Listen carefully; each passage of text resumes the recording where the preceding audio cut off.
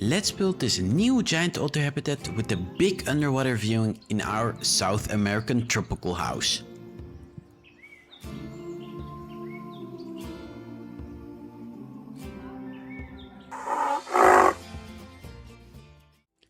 So in today's build we're building for the giant otters, and this is actually going to be our third animal in the new South American house.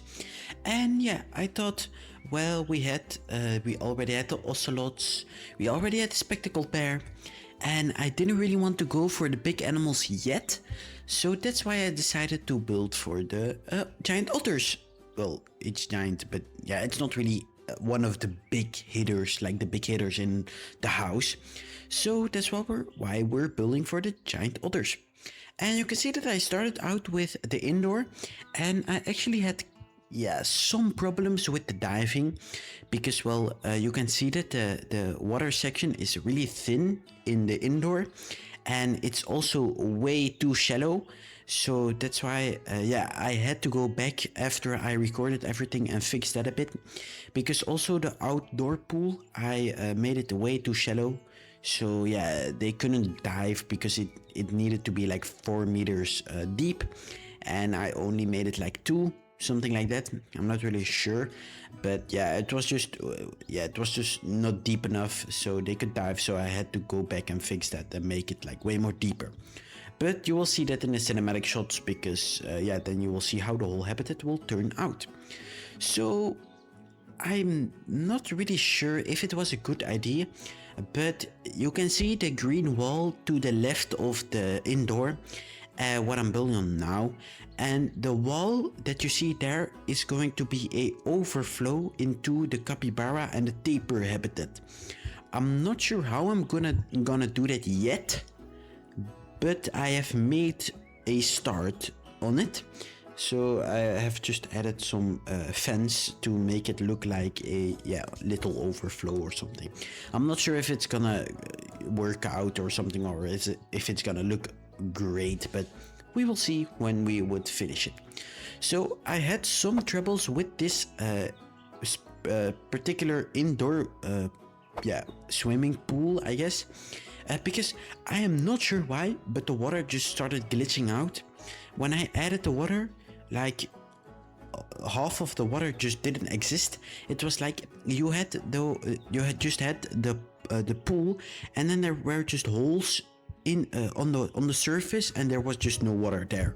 Like it was surrounded with water, but then in the hole there was nothing. So I have no clue why that happened, but it ended up fixing itself. So I hope that it stays like that, because otherwise we would have like a pool with holes in it. Yeah, I'm not sure how that works, but yeah, I hope you get me. So yeah, I hope that stays like it.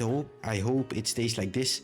So yeah, I don't have to go back in and change it again, because it took me a bit. And also the indoor habitat doesn't really work with the outdoor habitat, because I wanted to make the indoor habitat also have a underwater viewing, but then I needed to raise their floor like a bit, and when I raised their floor they couldn't access their indoor habitat normally by themselves. So I'm now just keeping some otters hostage inside their indoor, because they can't go out, and the otters that are outside, they can't go in. So it's not really that realistic, because it doesn't work, but it looks realistic, so I'll take that. But this pool, I had some troubles with it, because I already said so that I didn't make it deep enough, and I had to go back and make it deeper when I finished the recording. But that meant I had to delete all the concrete pieces, and then I had to select all the plants and all the things that I put on the bottom to make it kind of look a bit more dirtier. And I had to select that one by one, because I didn't put it in a group. So yeah, it took me a while before I actually finished it, because I also needed to things I do off screen are like the boring things, like creating planters, creating pathing, making it accessible for the keepers, and for this just for all the stuff basically. Putting in stuff so the animals can live there normally, what they can't do in this habitat. So it technically doesn't work, but it looks like it works. So I will take that, you know. So I I think like the recording was like 1 hour and a half, but the details outside of the habitat, that took me like 4 hours or something. I did it in like 2 days, or because I couldn't do it in one sitting. That was just too much, because I had you can see where the stairs are going now. I'm not sure if it's going to be the next episode, but in some episode that you will see when the series would go on, we're going to build for the jaguars over there.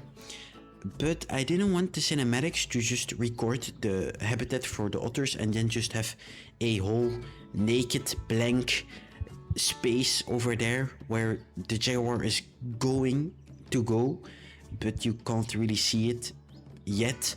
And I didn't want it to just look plain, so I went and made like a whole planter there, like the outside.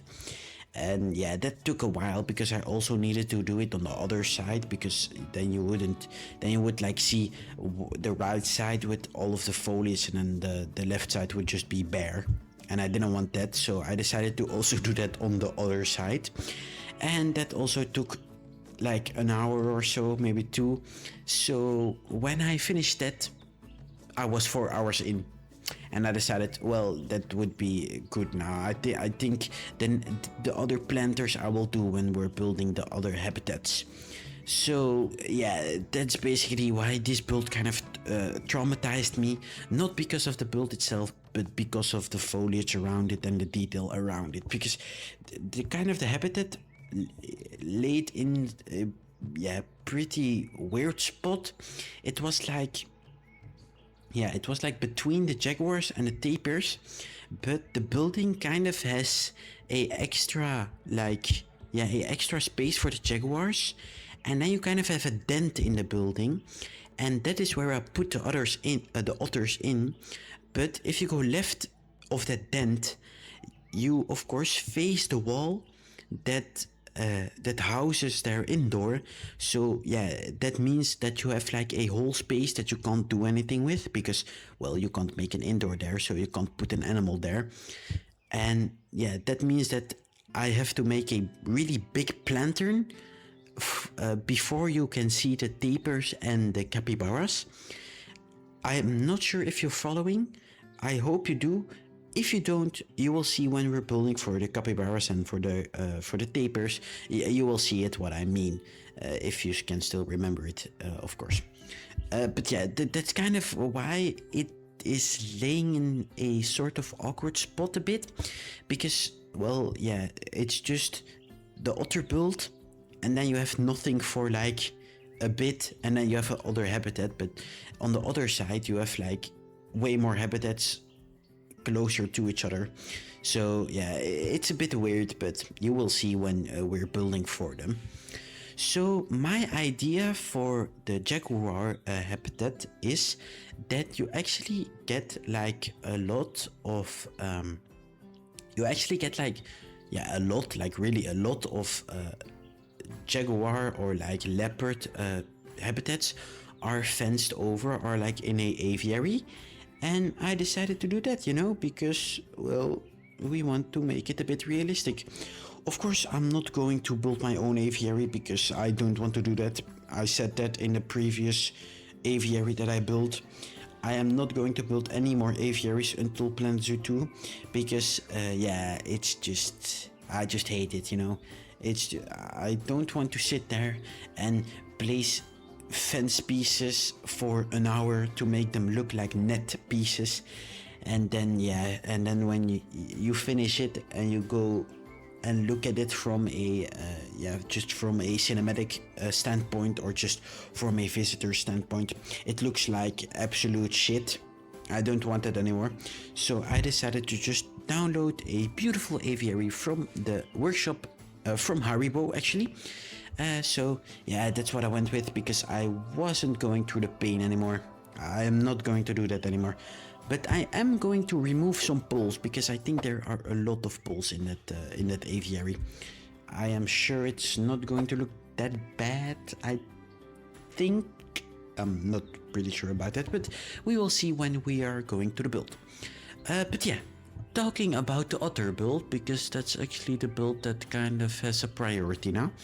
You can see that I made the pond like really dirty, and I was trying to make it look Amazonian, like kind of make it look a bit more dirtier, but also that you can see the otters, that you can still like see the otters.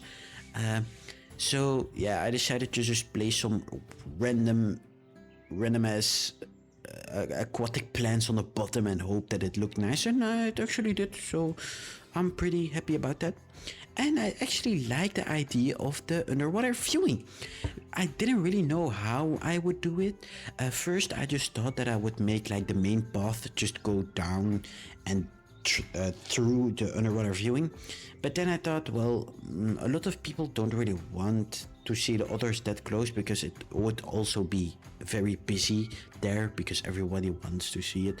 So I guess if you want to skip it, it would make more sense to just let the main path go behind it, and then if you want to see closer, you can still go down, but if you just want to see from afar, you can just stay on the main path and you can look down into the viewing. So yeah, that's basically the logic behind it all. Yeah, I know, good logic, you know. But talking about the South American tropical house, it's actually not nearly finished. I'm not sure why I would say that, but this is our third animal, and we have I think 3 more to go. No, 4 more to go. Counting the jaguar, we have 4 more to go. So that means in well, this is going to be next week, so this is going to be on a Wednesday, so you guys have another Sunday upload. That means, wait, 1, 2, 3, 4. I think we have like 3 weeks left of the South American house. So yeah, I hope you guys would enjoy more episodes about this one. This one is finished. I hope you guys enjoyed. I'll see you guys in the next one. Please subscribe and like. I would really enjoy it, and enjoy the cinematic shots. Goodbye, guys.